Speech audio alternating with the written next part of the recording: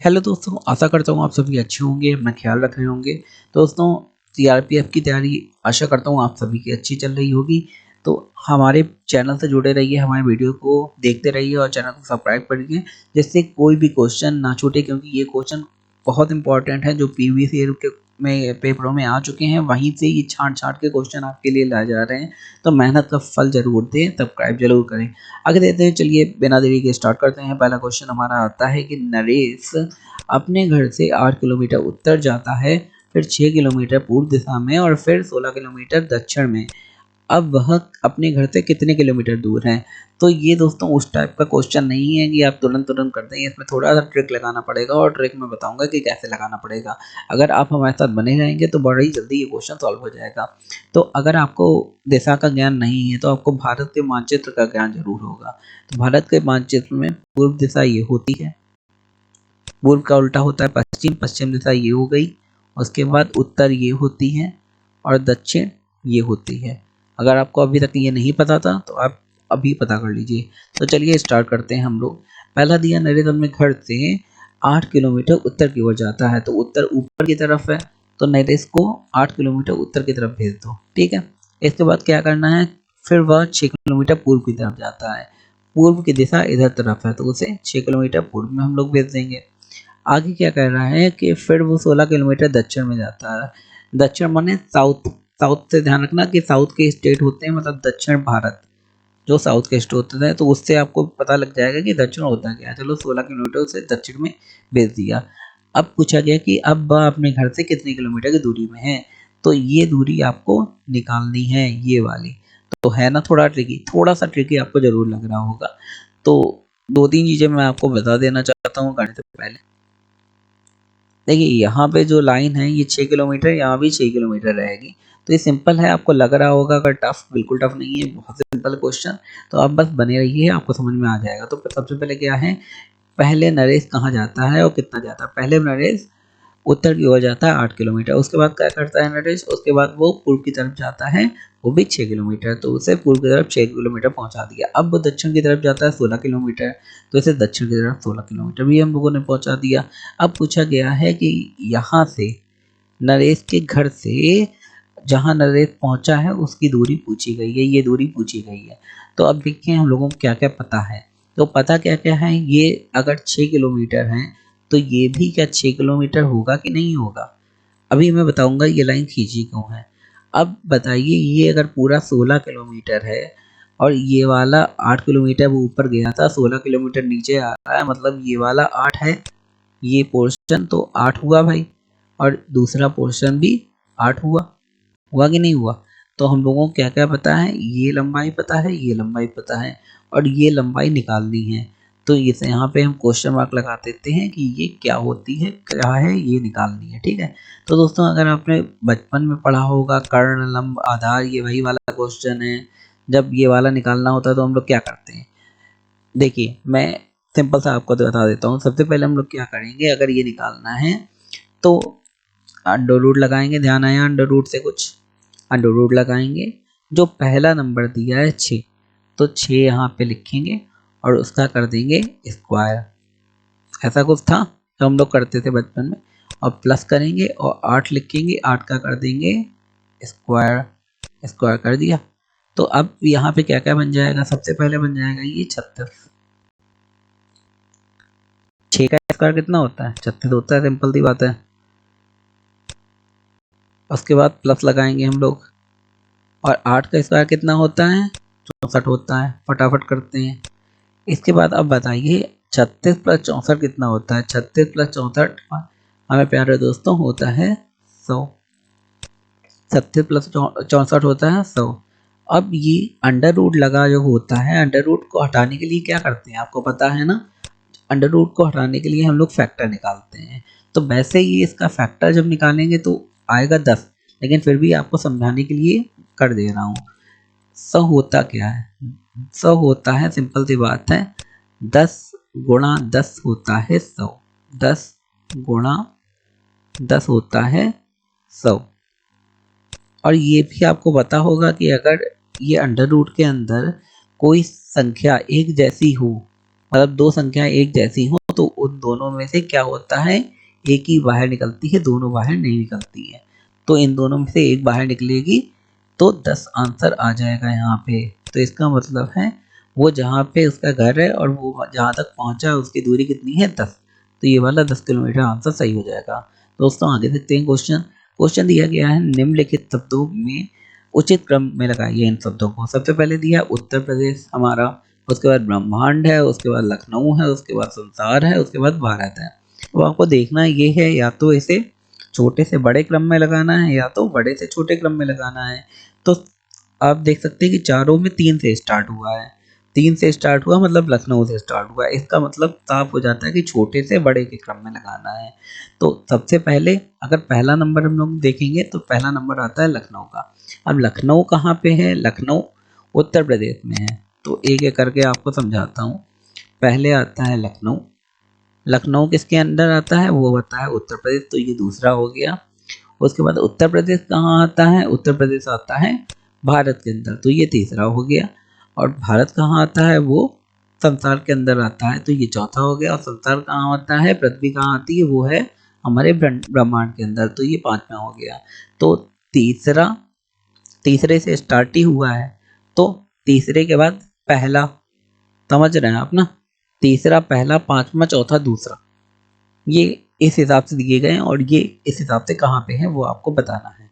ठीक है, तो ये वाला हमारा आंसर दिया गया है पहला वाला, ये हमारा आंसर सही हो जाएगा क्योंकि स्टार्ट किससे है, तीसरे से। तो ये वाला आंसर हमारा सही हो जाएगा कि तीसरा, देन पहला, देन पांचवा, देन चौथा, देन दूसरा। ठीक है, सिंपल क्वेश्चन। इसके बाद देखते हैं क्वेश्चन मार्क लगा हुआ है, क्वेश्चन मार्क के स्थान पर सही विकल्प को चुनिए। तो ये सॉल्व करना है। अब जिन बच्चों ने भी पढ़ा होगा बचपन में, स्क्वायर वाले हम लोग नंबर पढ़ते थे कि 10 का स्क्वायर, 12 का स्क्वायर, 14 का स्क्वायर क्या क्या होता है, तो तुरंत आपको दिमाग में आ जाएगा कि अगर आपको रटा होगा 11 का स्क्वायर होता है 121, 12 को होता है 144, 13 को होता है 169 और 14 का स्क्वायर निकालना है तो 14 स्क्वायर होता है 196।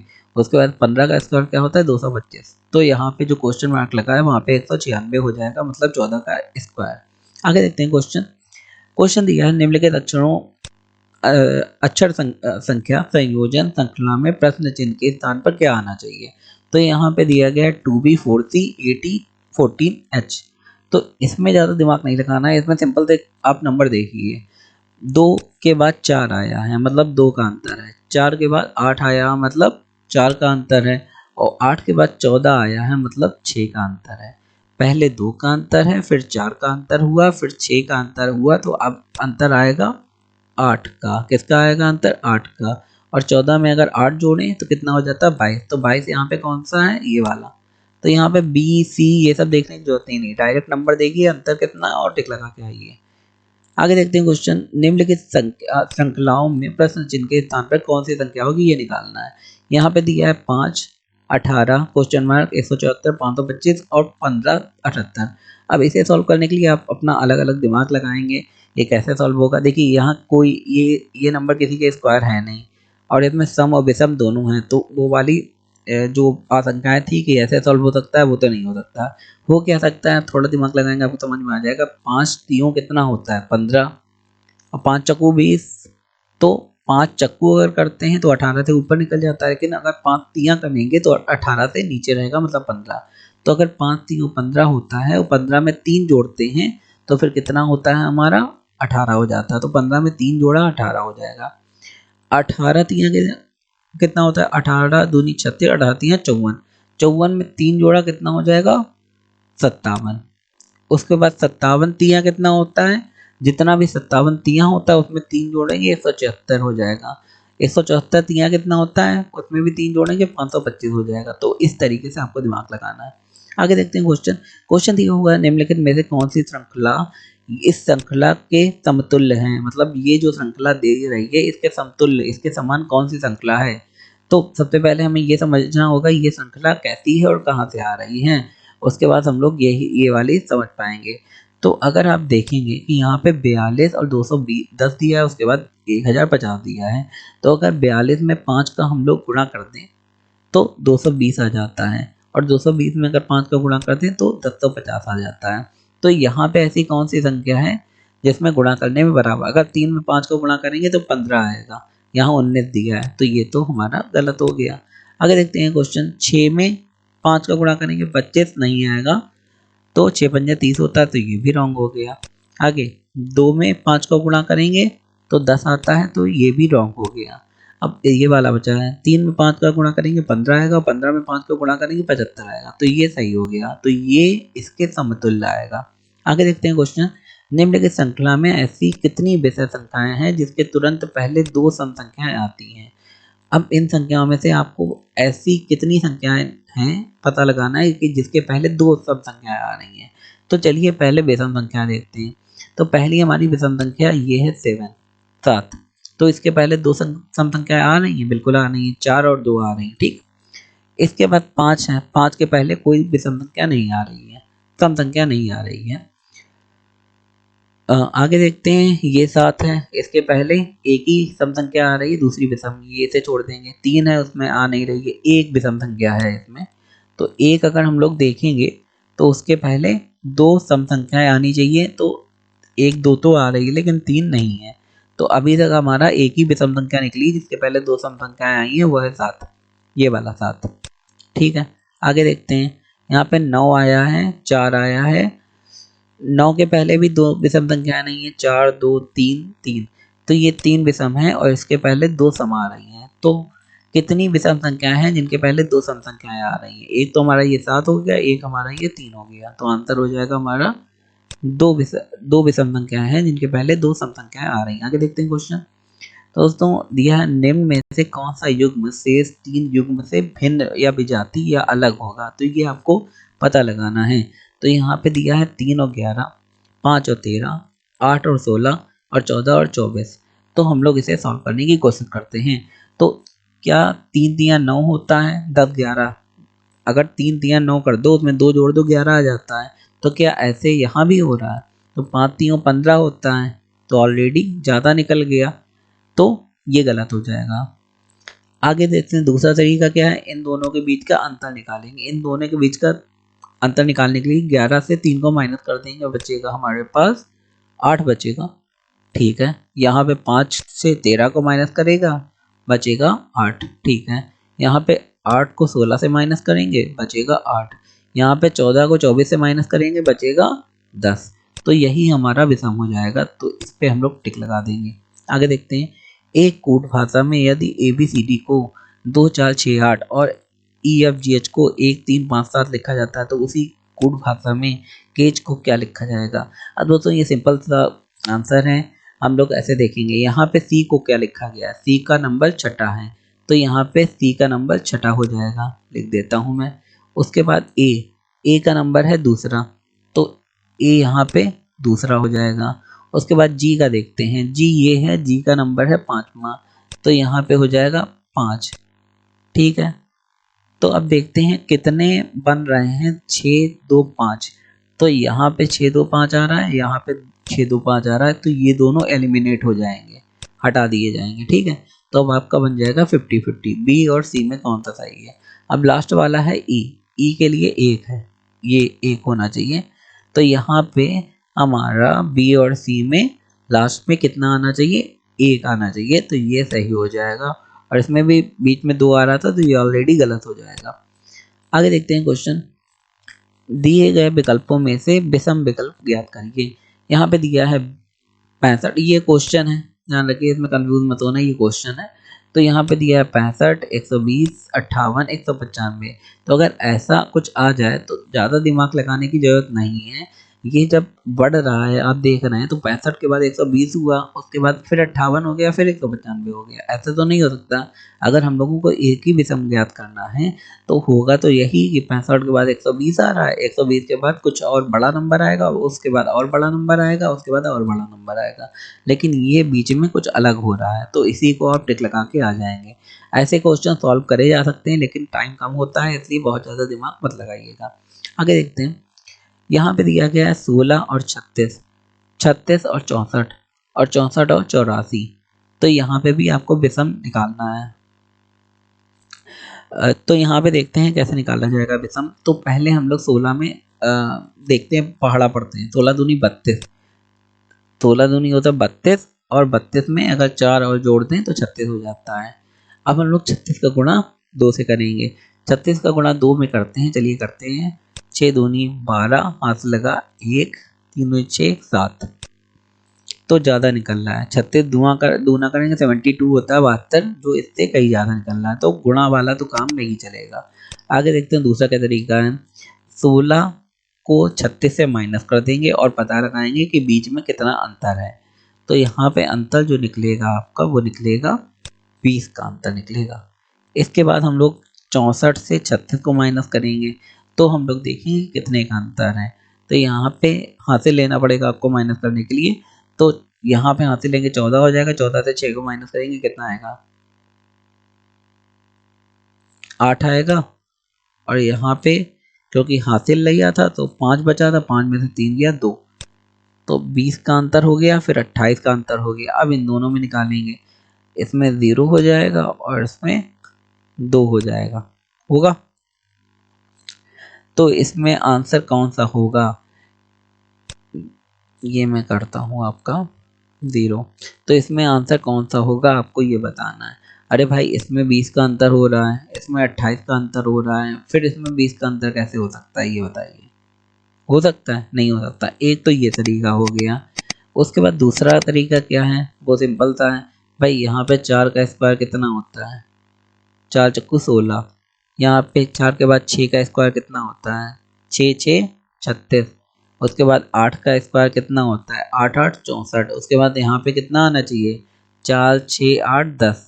यहाँ पे 10 आना चाहिए और 10 का स्क्वायर होना चाहिए 100। तो वो भी नहीं हो रहा है। यहाँ पे 84 आ रहा है, तो 84 आपका से अलग हो जाएगा, सिंपल था। आगे देखते हैं क्वेश्चन। एक व्यक्ति 16 किलोमीटर दक्षिण की ओर जाकर बाईं ओर मुड़ जाता है। ये वही वाले क्वेश्चन है, बायां आता है। और 5 मीटर चलता है। इसके बाद वह उत्तर की ओर मुड़ जाता है तथा 7 मीटर चलता है। फिर से दाईं ओर मुड़कर 12 भी मीटर चलता है। यदि वह बाईं ओर मुड़कर 9 मीटर चलता तो इस समय वह चलने वाले स्थान से कितनी दूर होता। तो ये थोड़ा सा ट्रिकी क्वेश्चन है, लेकिन अगर आपको दिशा का सही ज्ञान है आप तुरंत तुरंत कर लेंगे। तो चलिए देखते हैं। एक व्यक्ति 16 मीटर दक्षिण की ओर जाकर बाईं ओर मुड़ जाता है। तो चलिए इसे पहले 16 मीटर दक्षिण की ओर ले जाते हैं।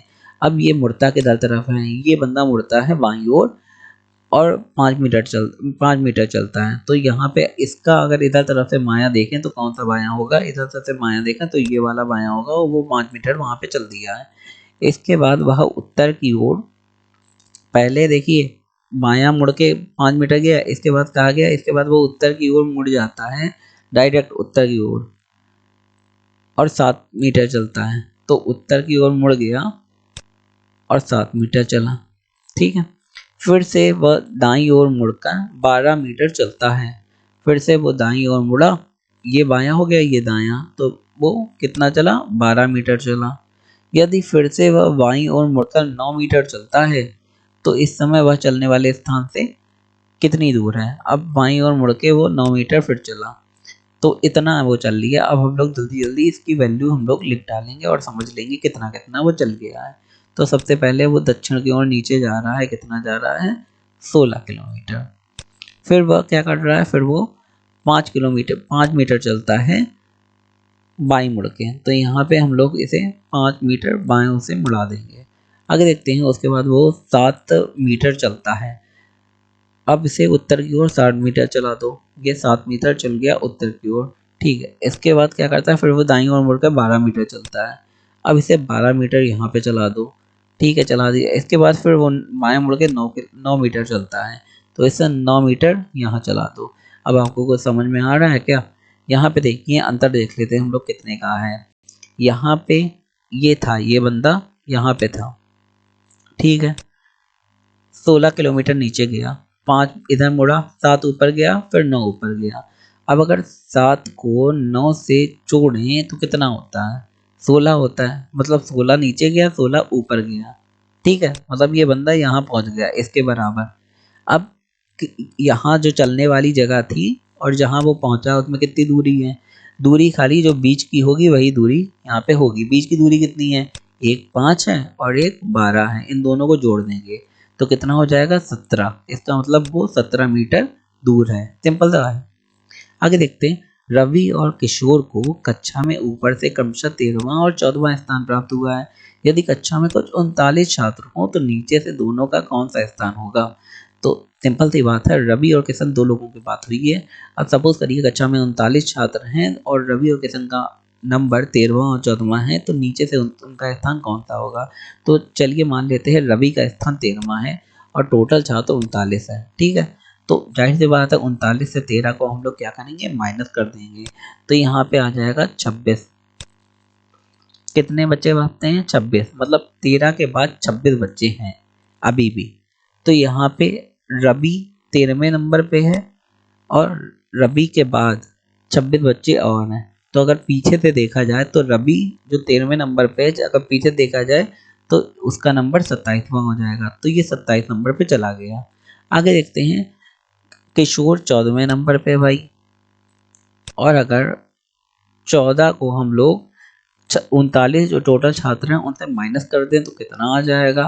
तो 14 को अगर हम लोग माइनस कर देंगे तो हमारा आ जाएगा 25।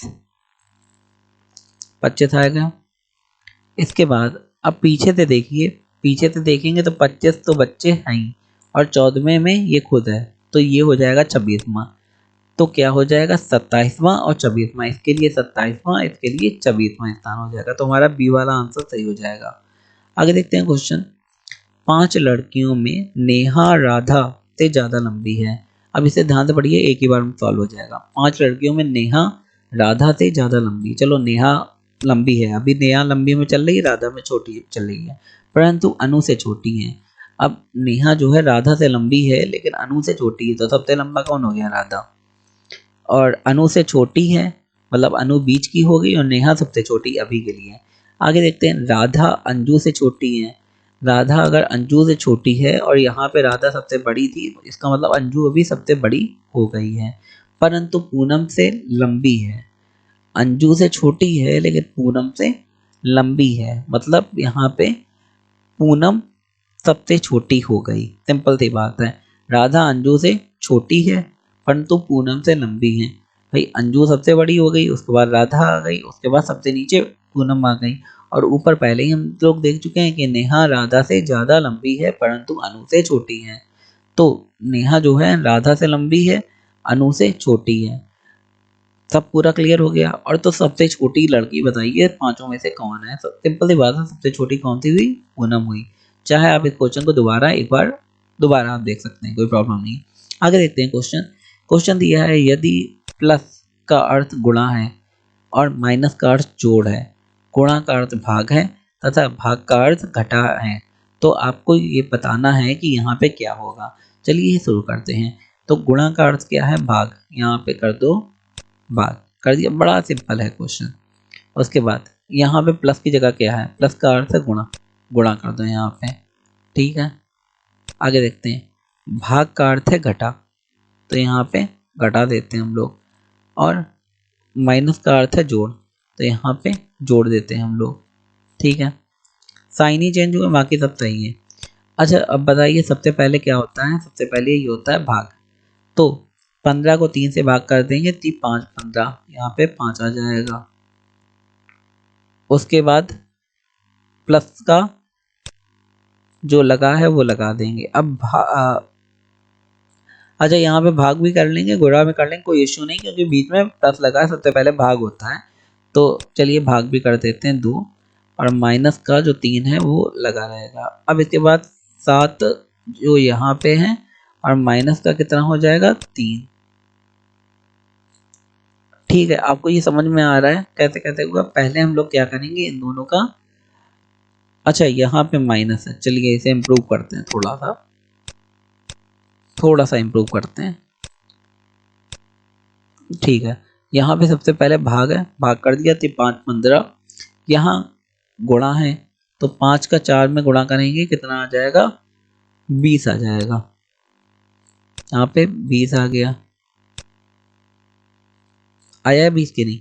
इसके बाद माइनस का 2 है और प्लस का 3 है, तो माइनस का अगर 20 से 2 कर देंगे 18 बचेगा, 18 में 3 जोड़ देंगे 21 बचेगा, तो यहाँ पे 21 वाला सही हो जाएगा। आगे कुछ क्वेश्चन देख लेते हैं। जिन शब्दों की उत्पत्ति का पता नहीं होता है उन्हें क्या कहते हैं? भाई कुछ शब्द ऐसे होते हैं जिनकी उत्पत्ति कहाँ से हुई उनका नहीं पता चलता है। तत्सम तत्व का पता चलता है पर देशज का पता नहीं चलता है। आगे देखते हैं क्वेश्चन, भाषा के घटक कुछ नहीं है। अब ये तो सिंपल की बात है, भाषा के घटक कौन कौन से हैं? वर्ण शब्द पद वाक्य, या फिर पद वाक्य शब्द निबंध, या फिर वर्ण अनुच्छेद निबंध ग्रंथ, या फिर वर्ण शब्द अनुच्छेद निबंध। तो देखो कहाँ से स्टार्ट हो रहा, वर्ण से स्टार्ट होगा भाषा, तो बी वाला पहले ही हटा देंगे। अब वर्ण के बाद कभी अनुच्छेद आता है डायरेक्ट? नहीं, तो ये वाला भी हटा देंगे। वर्ण के बाद क्या शब्द आता है? बिल्कुल आता है, लेकिन उसके बाद अनुच्छेद नहीं आता है डायरेक्ट, तो इसे भी हटा देंगे। तो सबसे सही कौन सा बचा? वर्ण शब्द पद और वाक्य। आगे देखते हैं क्वेश्चन, घड़ी का तत्सम रूप क्या होगा? घड़ी का घटिका होगा, या घड़ियाल होगा, या घाट होगा, या फिर घंटी होगा। तो घड़ी का तत्सम रूप होगा घटिका। आगे देखते हैं क्वेश्चन। दोस्तों आशा करता हूँ आपको सारा वीडियो अच्छा लग रहा होगा, सारे क्वेश्चन समझ में आ रहे होंगे। बस हमारे चैनल को जरूर सब्सक्राइब करें। फिर से एक बार रिक्वेस्ट है, अगर आप यहाँ तक आ ही गए। प्राणी शब्द का पर्यायवाची नहीं है। प्राणी, प्राणी माने क्या होता है? कोई जीवित चीज, तो उसका पर्यायवाची क्या है? जीव तो है ही, जीवधारी भी है, जंतु भी है, लेकिन चेतन नहीं है। तो पर्यायवाची इसका मेन नहीं पूछा गया है, तो चेतन नहीं है, तो यही वाला हमारा सही आंसर हो जाएगा। तो दोस्तों अगर आपको हमारा वीडियो अच्छा लगा, काम पसंद आया, तो हमारे चैनल को लाइक शेयर सब्सक्राइब जरूर करें।